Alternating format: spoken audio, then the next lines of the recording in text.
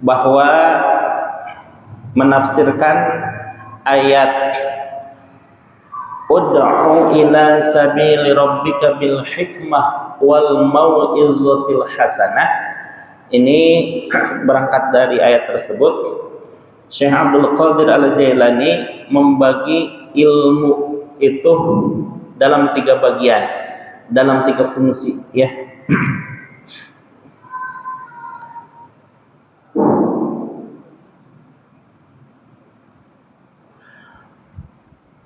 Saya bacakan dulu yang kemarin ya supaya agak nyambung nih. Wa hadhil ma'aniyas salasati, adapun makna dari ketiga rangkaian ayat tersebut, satu ayat tetapi memiliki 3 pikiran besar, 3 pikiran pokok. Fil ayati, di dalam ayat yang disebutkan barusan atau kemarin itu ya, kanat majmu'atan, maka ada itu ayat sebagai kumpulan fi dzati Nabi sallallahu alaihi wasallam, di dalam zat Nabi besar Muhammad sallallahu alaihi wasallam, di dalam pribadi Rasulullah sallallahu alaihi wasallam. Falam yu'ta, nah di sini ya, falam yu'ta, maka tidak diberikan ahadun kepada seorang pun ba'dahu, setelah Nabi Muhammad, jumlatun dzalika, kumpulan dari 3 hikmah yang terangkum dalam satu ayat tersebut, yakni surah An-Nahl ayat 125. Nah, di sini nih sambungannya ya. Faqus sama, maka terbagi itu ilmu ala salasati aqsamin, menepati kepada 3 bagian. Kira-kira kita masuk di mana nih? Al-qismul awwalu, adapun bagian yang pertama adalah wahwa lubbuha, dan itu adalah intinya, inti dari keilmuan tersebut. Wahwa, mana yang disebut dengan ilmu dari ilmu inti? Wahwa, adapun ilmu inti adalah ilmul hali,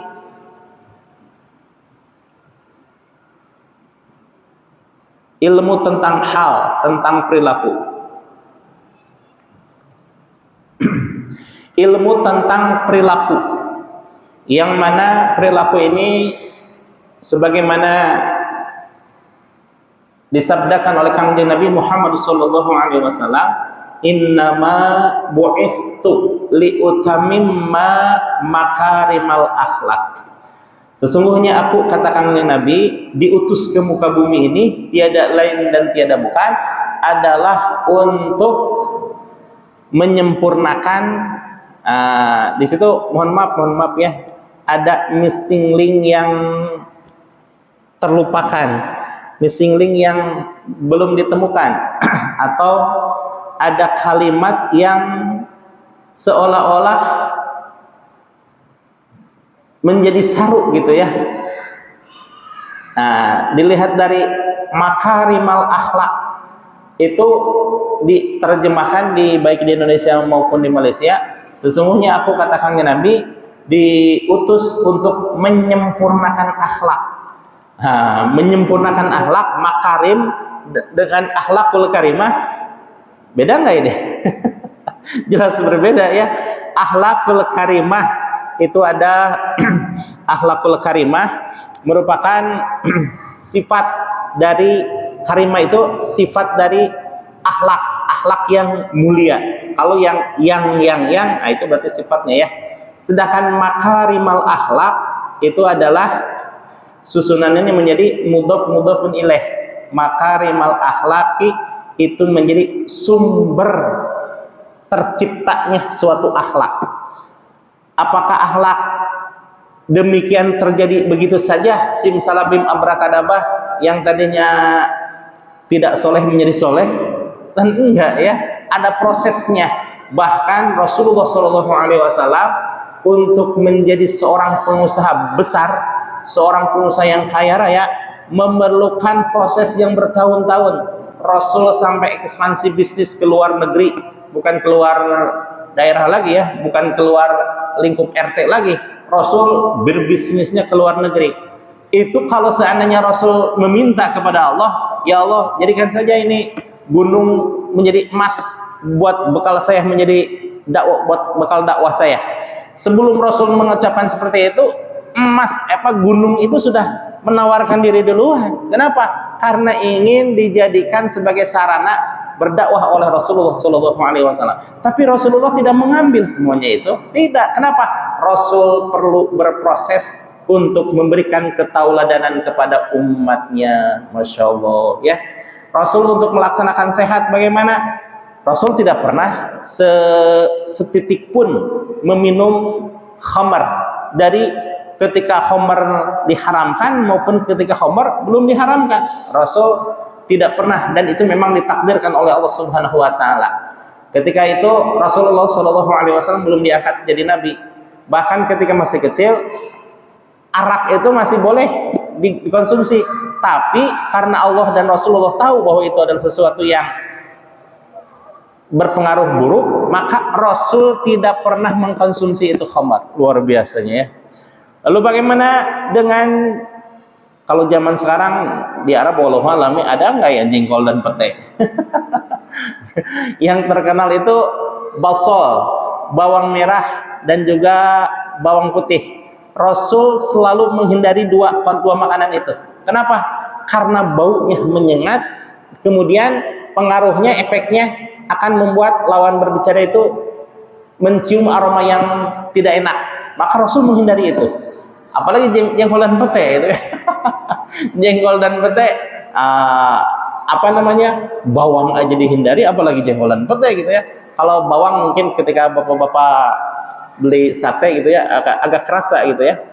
Mungkin jarak nggak setengah meter kali ya. Tapi kalau jengkol, Masya Allah 3 meter udah kecium itu baru bau orang yang makan jengkol dan pete gitu. Maka saya bisa pastikan bahwa andaikan dulu ada jengkol dan pete, Rasul pasti menghindari. Lalu bagaimana dengan rokok? Rokok Rasul sudah pasti menghindari ya, karena itu membahayakan. Nah, Rasul itu senantiasa berproses untuk memberikan ketauladan kepada umatnya.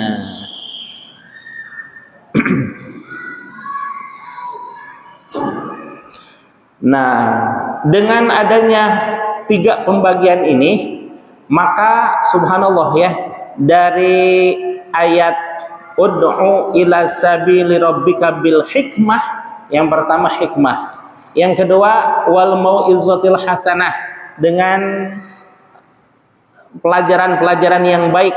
Wajadilhum, seandainya hikmah belum kena, adapun atau belum kata ikan seorang Sunda ya.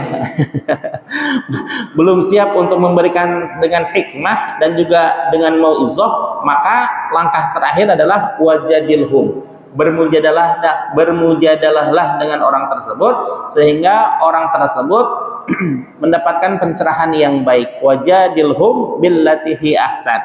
Dari satu ayat ini yang penggalannya ada 3 hikmah, kemudian Syekh Abdul Qadir Al-Jailani membagi ilmu menjadi 3 bagian. Pertama, wahwa ilmul hal. Pertama itu adalah ilmul hal. Oh, mohon maaf tadi tentang proses ya. Akhlakul karimah dengan makarimal akhlak. Maka yang diupayakan oleh Rasul itu adalah makarimal akhlak, sumber dari akhlak itu sendiri. Apa itu yang menjadi sumber? Qalbu. Maka kalau kita memperhatikan sejarah kehidupan Rasulullah SAW, sirah nabawiyahnya, nyatalah bahwa Rasul itu lebih mengutamakan sirriyah, lebih mengutamakan rohaniyah. Kenapa lebih diutamakan? Karena memang efeknya abadan abada, tidak sebagaimana jasad basyariah. Paling banter 63 atau sekian-sekian, 70, 80 dan lain sebagainya. Tapi kalau sisi ruhaniyah, Itu Masya Allah, mobil itu silau. Masya Allah, baru punya mobil kali ya.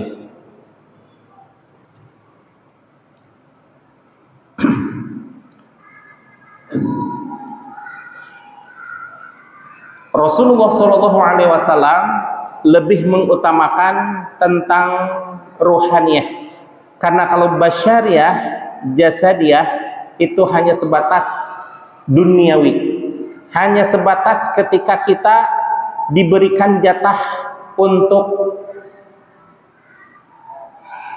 mengawal jasad ini. Karena jasad ini subhanallah ya, kalau dihitung-hitung mah, kalau kita makan untuk kesehatan, kemudian ketika kita, mohon maaf, semua juga akan mengalami ya, ketika kita meninggal, ya yang manusia biasa seperti saya paling jadi makanan cacing. Itu akan terjadi sekitar 60 atau paling kalau diberikan bonus lebih dari 63 tahun. Sedangkan ruhaniyah subhanallah abadan abada selamanya. Ketika kita masih berada di alam mulki, kemudian alam malakut, alam lahut, alam jabarut, itu semuanya akan mengalami proses-proses yang itu adalah akan kita alami, dan subhanallah itu akan selamanya abadan abada. Kalau seandainya kaum muslimin hakul yakin akan insya Allah lah masuk surga ya, karena sebagaimana janji Allah Subhanahu wa taala bahwa walaupun ada sekecil keimanan di dalam diri kita, maka itu adalah tempatnya surga. Tidak mungkin seseorang yang menyimpan kepercayaan kepada Allah Subhanahu wa taala letaknya di neraka. Adapun neraka istilah bagi kita kaum muslimin wal muslimat hanyalah proses pencucian. Proses pencucian supaya kita pantas untuk masuk ke dalam surga. Kalaupun toh seandainya bersih semuanya, ya akan masuk ke dalam surga dengan sendirinya. Tapi kalau seandainya saya mah wallahu alam ya, mungkin seumur hidup ya dicuci karena saking banyak dosanya. Nah, kalau seandainya semuanya sudah bersih, alhamdulillah akan dimasukkan ke dalam surganya Allah Subhanahu wa taala, walaupun surga itu adalah hanya sebagian kecil dari kenikmatan yang Allah siapkan. Apa itu kenikmatan yang terbesar? Kenikmatan yang terbesar adalah yanzuru biwajhillah, memandang wajah Allah. Memandang wajah Allah ini kalau di alam dunia diartikan memandang kemuliaan atau jamaliyah dan jalaliyahnya Allah Subhanahu wa taala. Tapi kalau di akhirat nanti memandang wajah Allah itu adalah memandang wajah Allah yang sesungguhnya, gitu ya. Nah, kemudian siapa yang diberikan ilmu rijal ini, ilmu hal ini, ilmu tentang perilaku ini, ilmu yang memungkinkan seseorang untuk memperbaiki umat dengan perilakunya. Nah, u'tiya diberikan ilmu hal ini lirrijali, bagi seseorang yang memiliki di hadapan Allah bergelar rijal. Apa itu rijal? Rijal itu manusia pilihan, rijalullah, dan rijalullah itu adalah manusia pilihan Allah Subhanahu wa taala. Maka kalau seandainya kita letterlook ya, bahasa terjemahnya, rijal itu laki-laki. Kenapa disebutkan laki-laki? Karena memang ar-rijaluna qawwamuna 'alan nisa, bahwa laki-laki itu adalah pemimpin bagi kaum perempuan. Artinya ada sisi-sisi kelebihan yang Allah berikan kepada kita sebagai laki-laki. Salah satunya itu sebagai pemimpin dan sebagai pelindung. Kalau seandainya, bagaimana kalau seandainya ada laki-laki yang justru nyalindung di gelung, kalau bahasa Sunda ya. Nyalindung ka gelung dalam artian bersembunyi di balik kebesaran nama istri. Nah, itu menyalahi kodrat ya, menyalahi kodrat. Seharusnya laki-laki bagaimanapun tidak besarnya gaji yang dimiliki, tetap memiliki peranan sebagai ar-rijal. Sedangkan perempuan, sehebat-hebatnya perempuan, itu tetap yang paling utama adalah laki-laki, gitu ya. U'tiya lirijali, diberikan kepada rijalullah. Ini makna yang sesungguhnya adalah rijal itu rijalullah. Rijalullah wa himmatur rijal bihi, dan semangat para rijalullah ini bihi dengan keilmuan tersebut, dengan adanya ilmul hal ini. Kama qala Rasulullah sallallahu alaihi wasallam, sebagaimana disabdakan oleh Rasulullah sallallahu alaihi wasallam, himmatur rijali, semangatnya para rijalullah, taqla'ul jibali, mampu untuk mencabut gunung yang ada. Subhanallah ya, Rasulullah sampai mengibaratkan bahwa rijalullah, laki-laki pilihan Allah itu mampu menghancurkan sebuah gunung. Padahal gunung kan luar biasa besar dan kekuatannya ya. Tapi di hadapan rijal, di hadapan Rasulullah, seorang rijal mampu mencabut sebuah gunung yang besar sekalipun ya. Himmatur rijal taqla'ul jibal, bahwa semangatnya para rijalullah itu mampu mencabut, menghancurkan sebuah gunung. Wal muradu minal jibal, dan pada hakikatnya yang dimaksud dengan jibal di sini, dengan gunung di sini adalah qaswatul qalbi. Subhanallah, qaswatul qalbi adalah kerasnya hati. Kerasnya hati sebagaimana Allah menyatakan di dalam Al-Qur'an surah Al-Baqarah, fi qulubihim maradun fazadahumullahu marada. Fi qulubihim marada fazadahumullahu marada, bahwa di dalam hati mereka itu ada kotoran hati yang seandainya tidak dibersihkan, fazadahumullahu marada, maka akan bertambahlah penyakit-penyakit hati yang lainnya. Ibarat kata bahwa hati itu laksana cermin yang mampu melihat, atau untuk cermin itu memantulkan cahaya yang menerpa kepada pada cermin itu sendiri.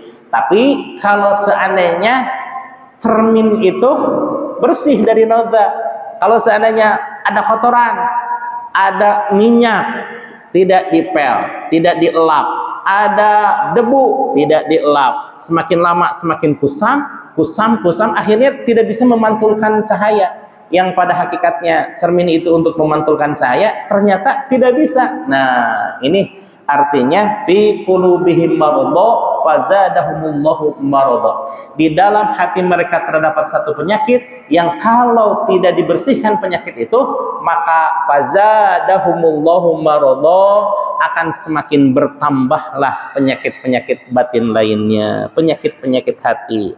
Nah, ini yang dimaksudkan dengan Rasulullah SAW lebih mengutamakan kehidupan ukhrawi, karena memang kehidupan ukhrawi ini abadan abada selamanya. Sedangkan basyariah hanya sebatas kita mengawal di alam dunia, gitu ya. Maka kita jangan salah persepsi ya, bahwa kesehatan ini Allah titipkan justru untuk menopang ruhaniyah kita. Ruhaniyah sehat kan mensana in corpore sano ya, kalau yang terkenal mah bahwa al aqlu salim fi jismis salim, akal yang sehat terdapat di dalam tubuh yang, akal yang kuat terdapat pada tubuh yang sehat. Betul bahwa seandainya kalau kita lemah, lemas, berpenyakit, itu jangankan untuk beribadah, untuk makan saja nggak bernafsu gitu. Apalagi untuk beribadah yang itu memerlukan suatu energi, untuk hal-hal yang menyenangkan saja, untuk makan agak sedikit malas gitu ya. Nah, maka tetap kesehatan ini perlu dijaga sebagaimana Rasulullah SAW menjaga kesehatan dengan sangat prima. Bahkan Rasulullah SAW sampai akhir hayat beliau. Sampai akhir hayat beliau itu tidak pernah mengalami sakit kecuali sakit menjelang wafatnya beliau. Subhanallah ya. Nah, ya supaya menjadi iktibar dan menjadi penggugur dosa, sekalipun Rasulullah Shallallahu Alaihi Wasallam tidak memiliki dosa sekalipun, gitu ya. Wahimmatur rijal, dan semangatnya para rijalullah taqlaul jibal, akan mampu untuk mencabut atau menghancurkan gunung sekalipun. Wal muradu minal jibali qaswatul qalbi, yang dimaksud dengan gunung di sini adalah kerasnya hati, karena kalau kerasnya hati itu lebih keras daripada batu yang keras, gitu ya. Kerasnya besi masih kalah dengan hati yang keras. Kemudian beton yang begitu kerasnya lebih keras lagi hati. Subhanallah ya. Maka hati-hati dalam mengelola hati ya. Jangan sampai hati ini diabaikan. Hati mah nggak kelihatan, yang kelihatan hanya kulit. Ya emang kelihatan kulitnya, tapi kulit tidak berpengaruh kepada ukhrawi. Sedangkan hati, masya Allah ya, ada rasa tidak enak kepada tetangga sehingga kita merasa gengsi untuk minta maaf kepada tetangga, selamanya itu akan menjadi ganjalan hati ya. Kesehatan hati itu lebih utama daripada kesehatan jasad.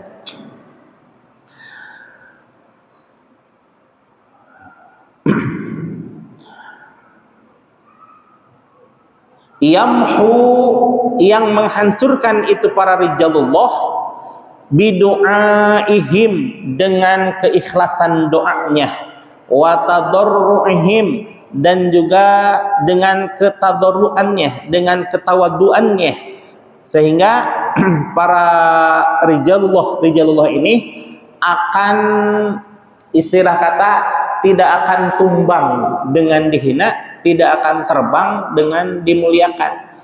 Ya mungkin kita sering ya melihat para ulama-ulama sepuh yang ketika dikritik oleh orang muda gitu ya, sebagaimana kisah dalam manaqibnya Syekh Khalil Bangkalan Madura.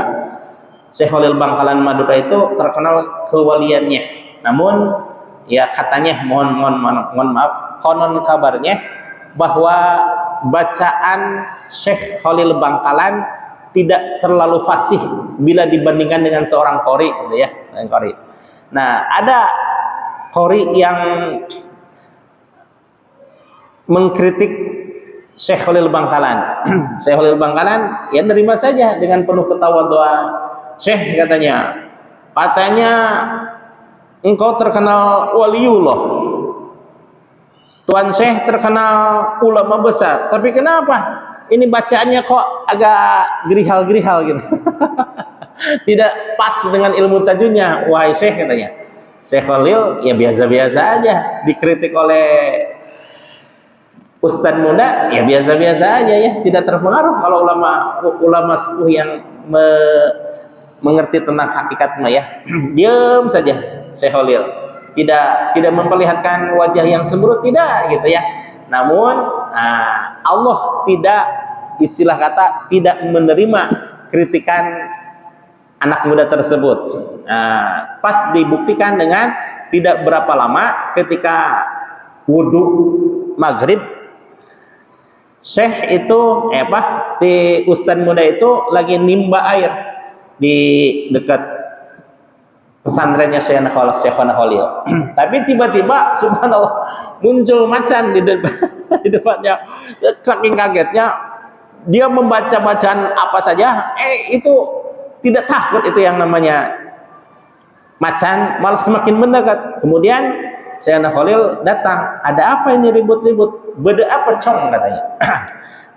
Kemudian beliau membacakan beberapa kalimat yang mohon maaf tidak begitu fasih, tapi si macan tersebut tunduk dengan ucapannya. Syekhuna Khalil. Apa yang menjadi sebab? Yang menjadi sebab adalah bukan bacaannya karena kefasihannya, tapi menyembungnya, hudurnya kolbu ketika mengucapkan lafaz tersebut dengan Allah. Subhanallah.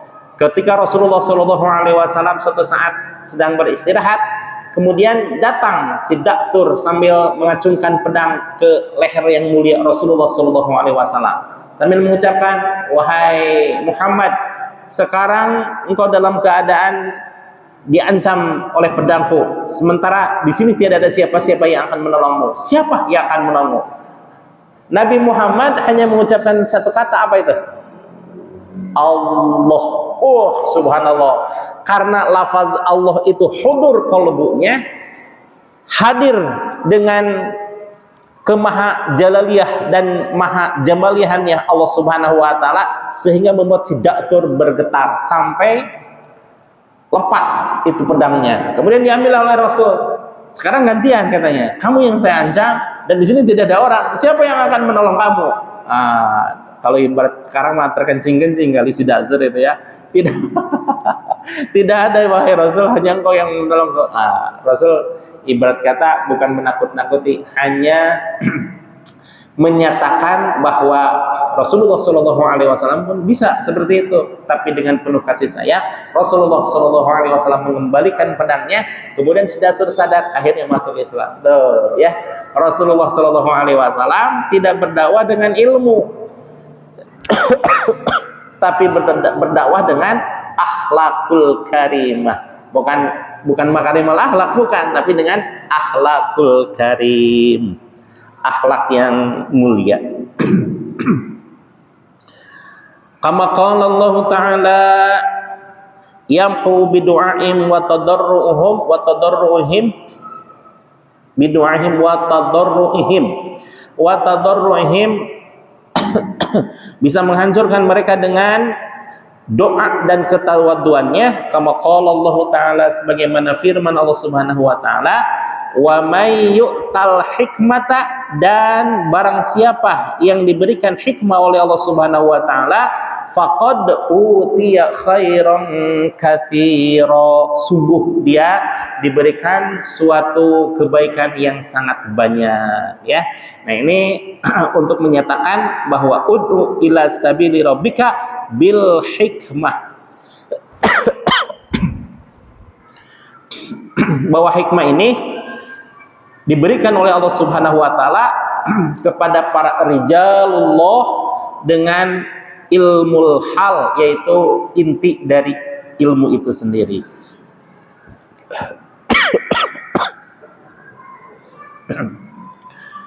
Wa qismus tsani, dan adapun bagian yang kedua adalah qasru dzalikal lub, yang merupakan kulit dari ilmu hal tersebut, dari ilmu yang inti tersebut. Apa itu? U'tiya lil ulama iz-zahirah, diberikan oleh Allah Subhanahu wa taala ilmu tentang qasrul dzalikal lub itu dengan kepada para ulama zahir, ulama yang kalau sekarang mah ulama masyhur, ulama yang masyhur di kalangan manusia, tapi mempunyai sedikit waktu untuk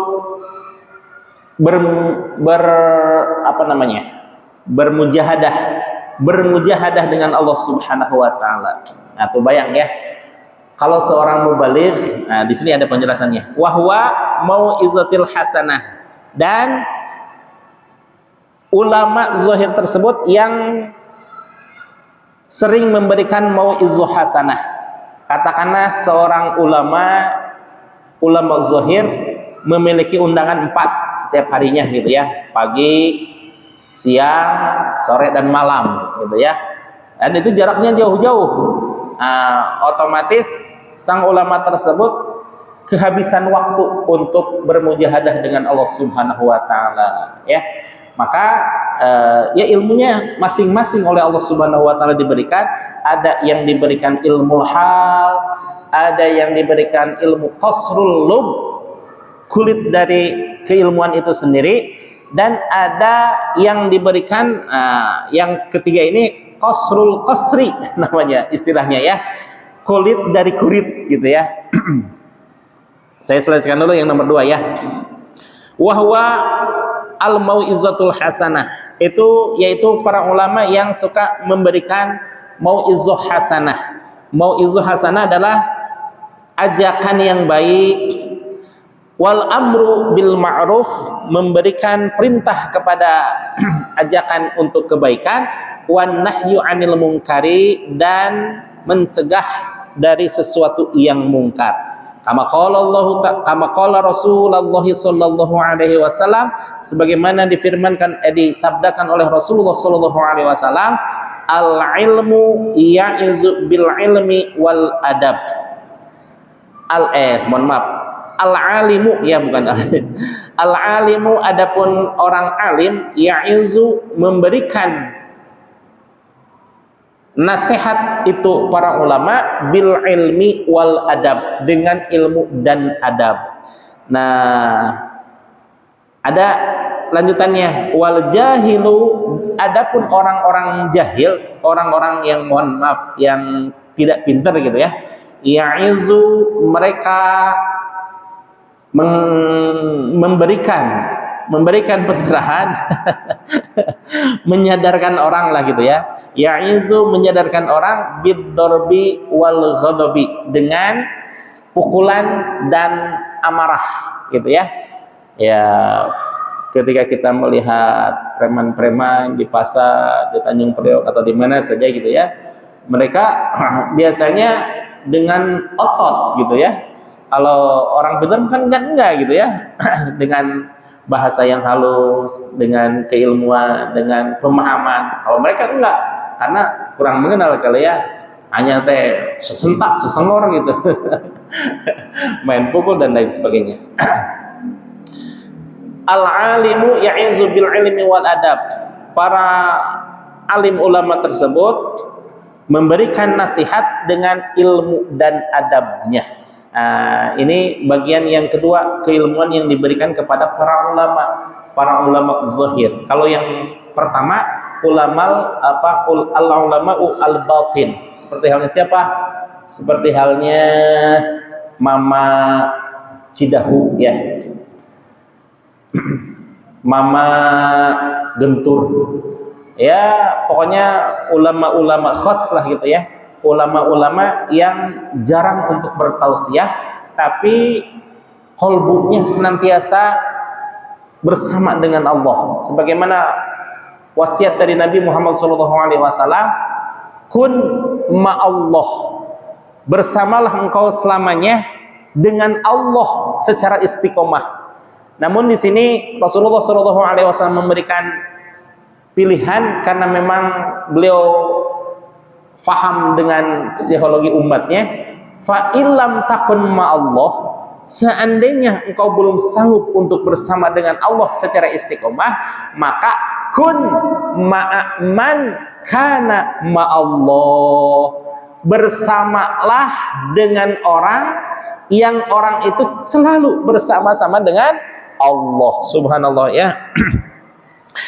Bagaimana kita mengetahui bahwa orang tersebut selalu bersama dengan Allah? Banyak kabar yang mengabarkan bahwa ulama tersebut selalu bersama dengan Allah. Seperti halnya para ulama mursyid ya, ulama yang berkedudukan sebagai pemberi bimbingan kepada umatnya. Maka itu adalah salah satu yang ditunjukkan oleh Rasulullah SAW, bahwa di antara umat Rasulullah ada seseorang yang selalu bersama dengan Allah.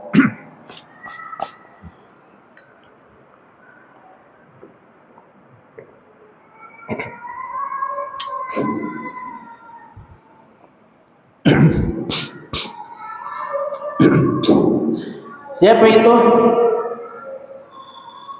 kalau boleh saya sampaikan, itulah dia guru mursyid.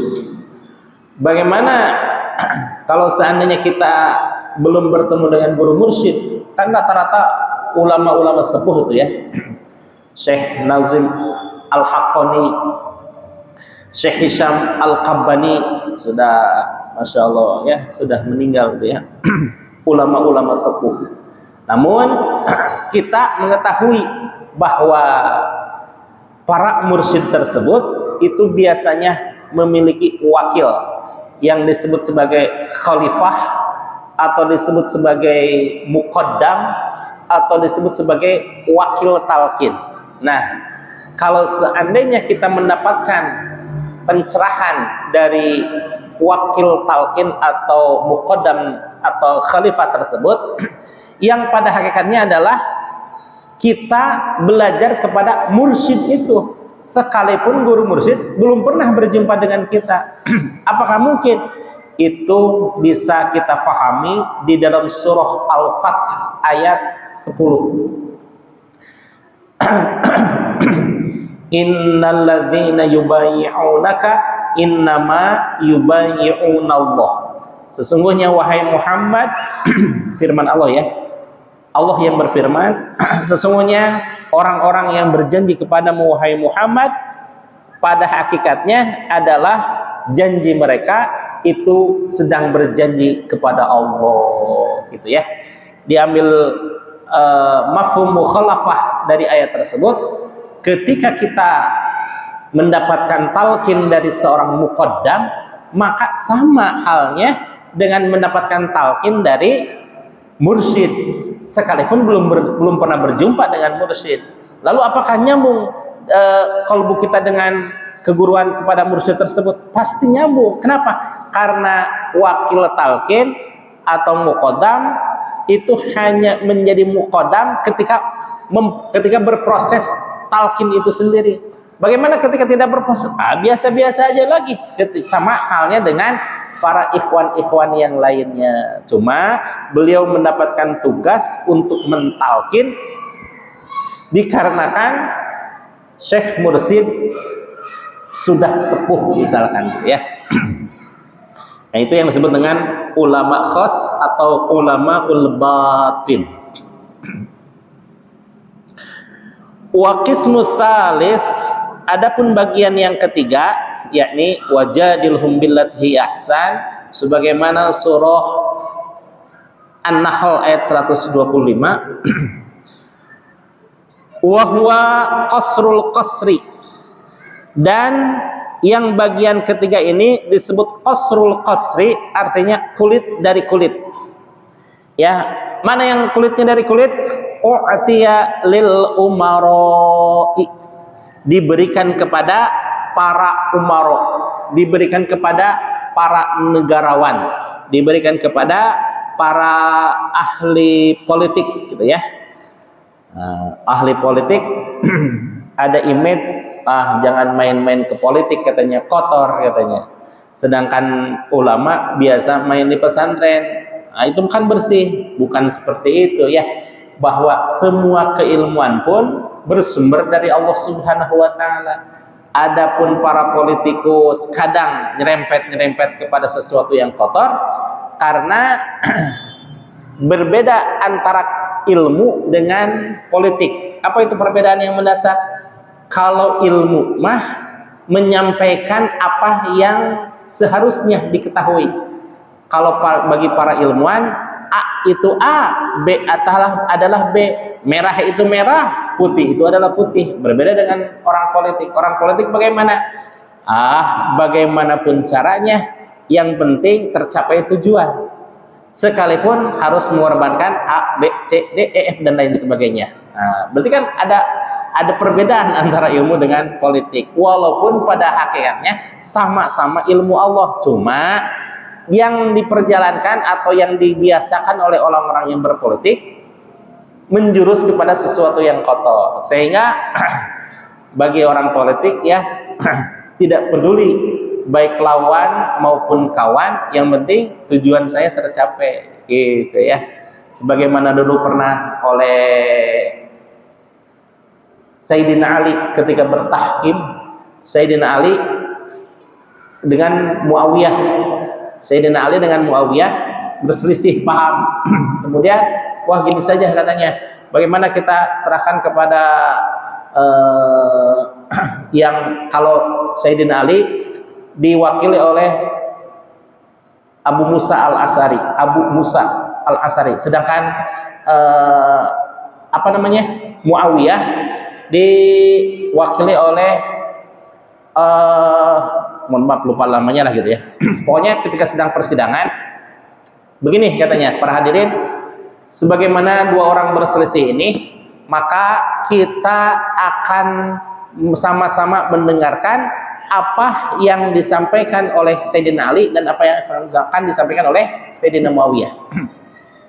Karena si wakil ini sudah disetting, si wakil ini berbilang kepada Sayyidina Ali, karena kita sedang berpaham, maka engkau harus menurunkan dulu jabatannya ya. Oh iyalah, oke. Gitu. Karena ilmuwan itu menyampaikan apa yang disampaikan secara ilmiah. Kemudian kata wakil dari Muawiyah, tenang, wahai Sayyidina Muawiyah, itu kan nanti akan menurunkan tahtanya katanya. Ketika turun tahta, engkau ambil. Oh begitu ya? Begitu, iya katanya. Syekh Abu Musa Al-Asari menyampaikanlah pada hadirin jemaah sekalian, berhubung ini dalam masa islah, maka Sayyidina Ali sebagaimana kita ketahui bahwa beliau adalah khalifah keempat dari Rasulullah SAW. Namun saat ini beliau meletakkan jabatannya. Setuju? Setuju katanya. Biasa-biasa aja. Giliran dari Muawiyah, para hadirin sebagaimana tadi kita dengar bersama bahwa Sayyidina Ali meletakkan jabatannya. Oleh karena itu, karena tidak ada yang menjabat sebagai khalifah, kekosongan fatrah, maka Sayyidina Muawiyah masuk langsung menjadi khalifah. Begitu gitu ya. Hal sepele tapi bagi orang politik itu merupakan celah yang besar. Demikian ya. Ini diberikan kepada ulama negarawan yang asalnya itu adalah ilmu yang suci, yang baik, namun oknumnya saja yang menyalahgunakan. Insya Allah kita mudah-mudahan terbebas dari semua itu. Kita mah lurus